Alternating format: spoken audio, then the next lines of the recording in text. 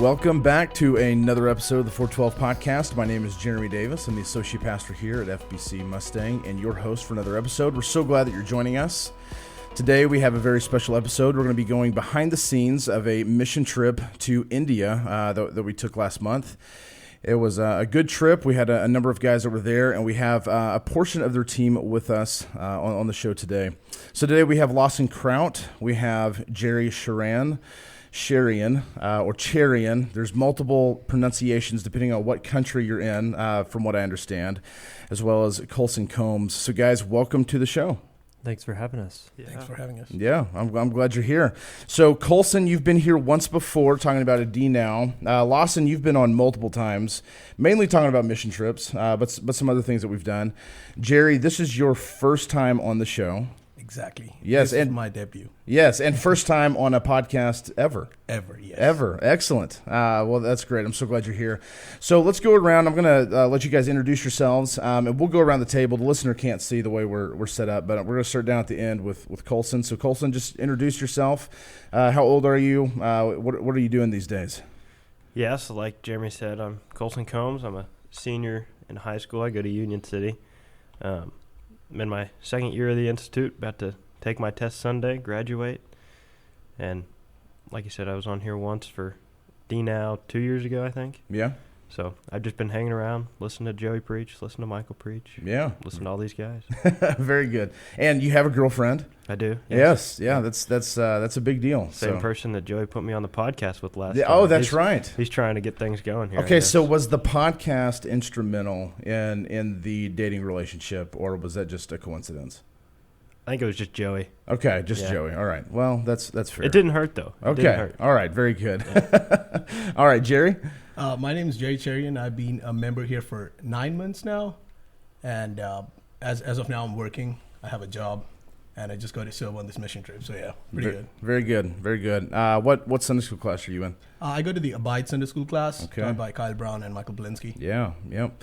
Blinsky Brown is what I call them, as if they're one person. And it sounds like a detective novel to me, Blinsky Brown. Very good. And Lawson? I have been here for 34 years now, and this is I'm starting my second year as the missions ministry leader here at FBC Mustang. I'm in the choir. I teach from time to time, and that's about it. So probably close to, because I'm assuming your parents were members here before you were born. Yeah, they joined about when I was born. Okay, so truly 34 years. Well, no, it was before that, because they got married here before I was born. So 34 and some change, really. Yeah. Yeah, okay. So those that don't know, Lawson is 34 years old. He's been here his whole life. Does missions ministry stuff with us and is pretty much involved in every mission trip that goes on. And if he's not on the trip, he does know the details of it. So great asset to our church and part of our team. We're so glad that he's here. Okay, so we went to India. What were the dates of the trip? February 1st through the 12th. Okay, so 2 months ago now. Tell us a little bit about how we got involved with mission trips to India. That sounds, to me, that sounds like a daunting task, but I've never been to India, so I don't know a lot about it. In fact, I would say that kind of going into this episode, I don't know that I've had an episode where I don't know as much as I do about this trip. So I'm anxious to learn just here personally. But tell us a little bit about how we got involved in mission trips to India and how they kind of got started. So I believe our mission partner in India went to seminary with our former youth pastor, Kent Jaggers. Okay. And Kent's also how we got connected in the Amazon as well. So we got connected through them, and Kevin brought us on our first trip in 2017, I think. Okay. I went with him and Wayne Childers on that trip. Okay, so tell us a little bit about the spiritual state of India. So it's pretty diverse. As most of the people know, India is majorly a Hindu nation with close to 90% of the population being Hindus. Okay. Concentrated all around the nation, mostly in the northern part of India, and then you have some of them in the south, and then it's Muslims, and then evangelicals, I would say, is less than 1%. Okay. And so that's what the perception of Christianity is there. Like it's a very small religion, and India by itself has millions of gods. And so for a lot of the Indians, Christ or the notion of Christianity is just adding into one of the facets of their vast religion that they have. Yeah. So Christianity, a lot of them, if you especially part we served in the northern part, a lot of them don't know. Some of them it might be new. Some of them know about it. So it is a very, very foreign religion to them. They look at Christianity as Westerners and people who were converted by the Britishers, which is not, of course, true. But that's what the perception of Christianity is over, especially in North India. Okay. Now, Jerry, you grew up in India. Yes. Okay. So tell us a little bit about that. Did you grow up a believer? When were you introduced to Christianity? Tell us a little bit about your background growing up there. So yes, I did grow up in North India. I was born in North India. My parents are from South India, so and South India was the place where Apostle Thomas first came, and that's how Christianity was introduced to the country. And then my parents moved to the north, and I was blessed to be born in a Christian home. Okay. And at a young age itself, we had a small church. It was only 20, 25 people, and I was exposed to the gospel at a very small age. But I really didn't have anything to do with it until I was like 15 or 16. Okay. And that's where the gospel kind of struck me, and I came to know the gospel through an evangelist who was serving in the region. Okay. And that's how I came to know about Christ and the gospel and Christianity and why it was so different than the culture that I'm growing in. Yeah. Okay. So even as a young kid that was growing up with Christian parents, it was still missionary work that eventually brought the gospel to you. Basically, yes. So Yeah. missions is how a missionary is, or a missions work is how I got exposed to the gospel. Okay. Like in a big class of 50 people, I'd be the one Christian. In our neighborhood, we would be the one Christian family. So Okay, pretty much. That's incredible. What a great story. So Colson, this is your first mission trip internationally. Yeah. Okay, and you've been on local missions and some national mission stuff here with our passion group and youth and stuff like that. But tell us a little bit about how this compares to maybe traveling within the U.S., going to a place like India. So different. Yeah. Just in whole new world for me. Going from what would be a 3-4 hour bus ride with a bunch of kids to get to a mission trip place to a 15-hour flight that's just one of the 4. Mm-hmm.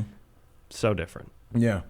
Tell us a little bit about just, you come off the plane, sights, sounds, kind of what you're seeing, and because I'm sure all those things are sticking out to you in a whole new way.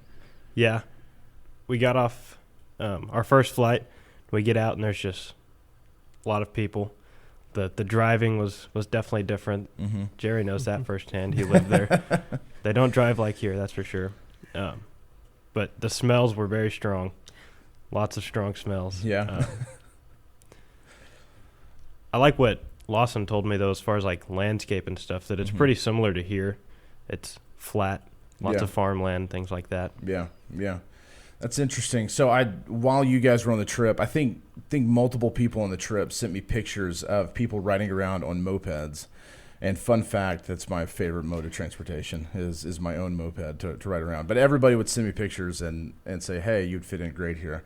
I'm not sure that I would really fit in great, but I do like the little moped. Those are great. You can fit a family of 5 on one small moped. And some Okay. luggage in there. Three adults and 2 children. I've Okay. seen it firsthand. Okay, well, let my wife know that we can downsize to just the moped. Yep. We'll be good to go. Perfect. Okay, so tell us a little bit about the work that's going on. You get there, it's a new place. You're kind of getting used to your environment. You go out to start doing missionary work. What does that look like for a group of Americans that are landing in a place like India? How are we impacting that place? How are we helping? Kind of what does the day-to-day look like for a mission trip like this? So we do basically 3 different things when we're there. We start our work on a Sunday, and we will go into a local church. Each of us will have our own translator and pastor we work with.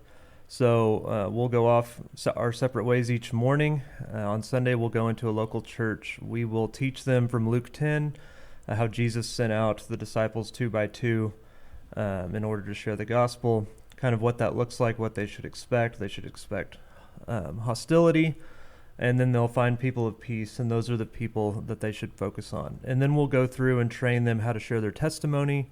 We'll have them practice with each other and then practice with everyone.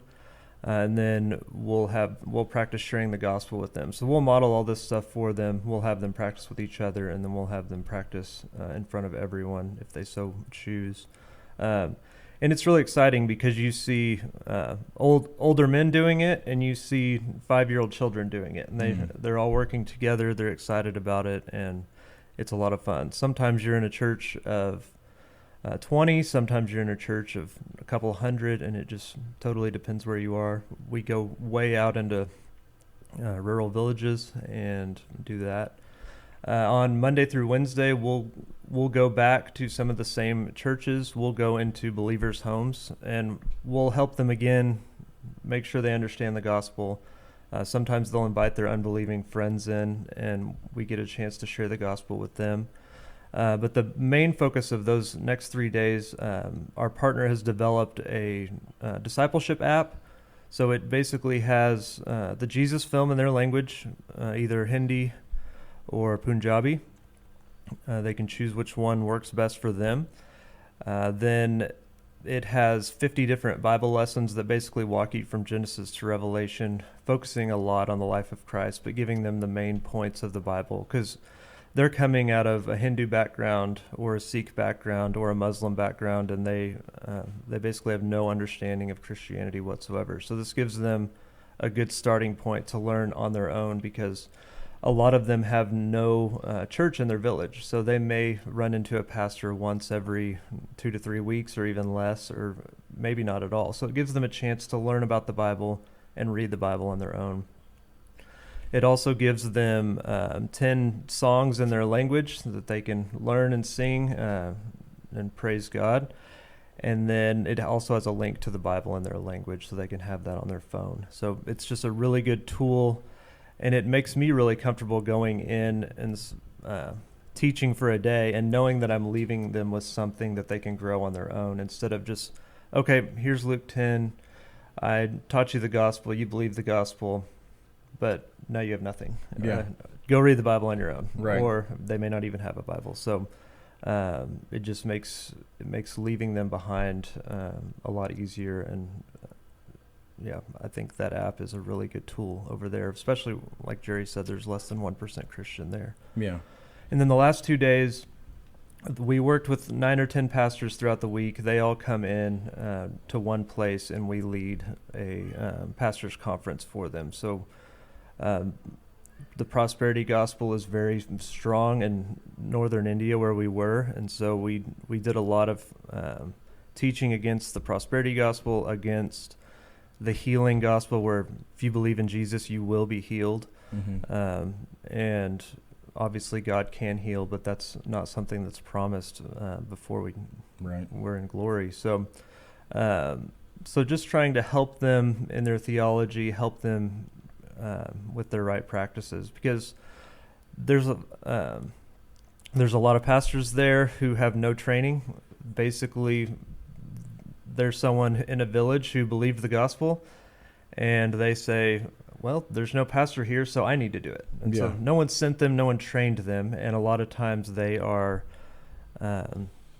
they're watching YouTube videos or whatever they can find to see how they should do church, and they're getting a lot of wrong information. And they may want to do the right thing, or they may not. They may just be prosperity teachers that are in it for the money, but typically I've found that a lot of them want to do the right thing. They just aren't equipped well for it. So we're trying to help them and come alongside them to do that. So those are the 3 different things we do over there. It makes you grateful for just the number of solid resources that we have at our fingertips, and the ways that we can be trained, the ways that we can learn, just the awareness of just who some of those false teachers are in our own context, and it emphasizes why being aware of some of those things are so important.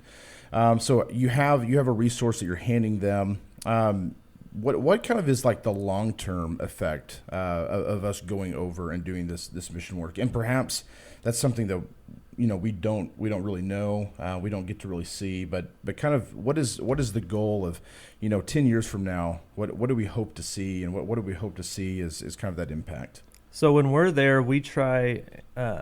There's one pastor that is over this region that we typically work in. Okay. So our partner works with him, and they try and develop a network of solid pastors that want to grow and want to learn and want to do things biblically. Mm-hmm. So when we're going, we're typically working with pastors that they're not super familiar with, they have a relationship with, but they haven't actually gone and been able to work with them. So we're going out and testing the waters. We're getting into their churches. If we have an open door, we're training their people. And then we're ultimately reporting back to see, hey, I think this guy's solid. He wants to learn. He wants to do things the right way. He wants to do things biblically. And so I think he would be a good person to work with. So that kind of helps them spread out their network throughout each region. And ultimately, his goal, our partner's goal, is to have one main person of contact in each state, or in each, it's basically a county, and like we would think of now. So with a network of pastors under them that he can work through. And I think he has maybe a third of them covered now with a main point of contact. And each team he has come in, he tries to stick them in a different region so that we can see the growth in that area as we go. So, okay. Well, that's excellent. That's neat and cool to know some of the background of that and understand kind of where we're headed. So you guys are obviously working with translators, or most of you. Colson, talk a little bit about what it's like to work with a translator. I know that you're looking at vocational ministry someday. You've been working on some preaching and teaching and learning how to speak in some of those ways. But working with a translator has to be a completely different experience. So talk about that just a little bit. Yeah, it's totally new from talking and teaching regularly here, because I'd done that a couple of times, pool Bible studies and things like that Joey's given me. Mm-hmm. But then I go there and I have the translator. And in one aspect, it's nice because every time I say something, he has to say it. So then I have time to think about what I'll say next. So that's nice. I don't have to be scatterbrained like that. But it's also just weird because you don't want to go too fast, and then he doesn't catch it all. You go too slow, and sure. So it was the first day I had to figure it out. It was also weird because you're talking to the people that are listening to you, not the translator. And so while I'm tempted to look at the translator because I'm talking through him, I've got to keep my focus and my attention on the people I'm actually talking to through him. Yeah. And so that was just strange to get used to. Yeah, I'm sure. So like day-to-day conversations, just people that you're running into on the street or in a restaurant or something like that, are you using the translator for that as well? The translator and Jerry, because Jerry was a great help when the translators weren't with us. So that's my next question. Jerry, you don't need a translator. So what's the advantage? Advantages, so especially on the last day when we were doing the pastors conference, I got the most time. Yeah. So everybody had to cut short their message to 20 to 25 minutes. Yeah. I got my whole 45 to 50 minutes. I did not have to cut short on anything. I could go, I could trust what I'm saying in the sense when they are speaking, they are you are hoping that my translator is saying exactly what they're saying. Right. And they're not saying something that I don't mean. For me, I didn't have that fear. I could go all out, express what I wanted to say, right, and not be in a worry that people are hearing it right or hearing it wrong and getting the right meaning out of it. Yeah. That was a big advantage. I can imagine just all the nuances of using a translator or not using one, and advantages, disadvantages. My father-in-law used to go to India pretty regularly to do some pastoral training there, and he obviously always worked with a translator. And he said that there would be times that he would use a common phrase for the U.S. that would make no sense over there, or in their language, and the translator would just stop and look at him like, I don't know what to say right now, and so he have to say it again, but think, how do I say this, in a better way. Well, that's great. So Jerry, I know that you grew up there. You got to be around some people that you previously knew. So tell us a little bit about that experience. So I did grow up in that part. So language wasn't a problem for me. Fun fact, like when I had reached there, I went to this particular location with a local pastor, and they're expecting a white guy to show up. They're very excited to see an American. And so our car pulls up, I get down, it's like, and the local pastor says, "Brother, where is the other guy who came with you yesterday?" And I was like, "Who?" And I was like, the one who came yesterday. They're like, yeah, they're not there with you. I said, no, and they're thinking I'm the interpreter for them. But when I tell them I'm from U.S. and like I go to the church there and I'm here to serve, they're like, oh, that's nice, but we get pretty excited when we see a white guy. So we were expecting a white guy with some good American accent, but here walks a brown guy who is speaking our language, who doesn't have much accent. So they were kind of amused and like. They found it funny, and they were asking me how you made it there with all that. But no, it was pretty good, like to go back into that place. And this was a region in the north that I had not been to before. Okay. So, and this was a region where a lot of people know about the word Christianity per se, but they really don't know what Christ is. Okay. So, for example, I was in this one location and I asked them, "What is the gospel?" Just a plain question while I was standing and speaking to them. And so many of the questions were, when they answered me the question, the gospel to them was anything that was like, I got healed. And so I thought, there is Christ. I want to believe in him. I want to have good wealth. I want to have prosperity. I want to have good health all my life. But they knew nothing about the work of Christ or the death, what Christ's death meant, the forgiveness of sin they had.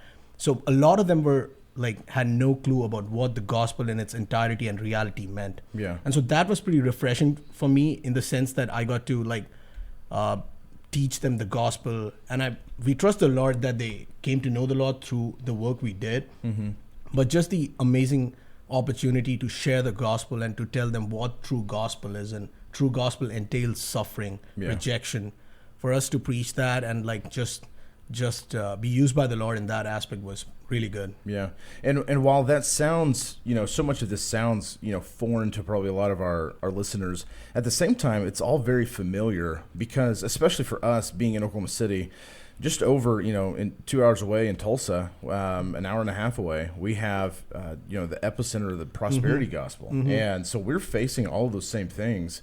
We have those same, the same false teaching going on. We have people falling for that false teaching and listening to the wolves that are teaching those things all over the place. And so much of that is still so applicable to us here in Mustang, America, which is amazing. It just goes to show that the tricks of the enemy and the things that are out there that are anti-God are just so repeated and used over and over again, just packaged in different ways and used in different places with different people.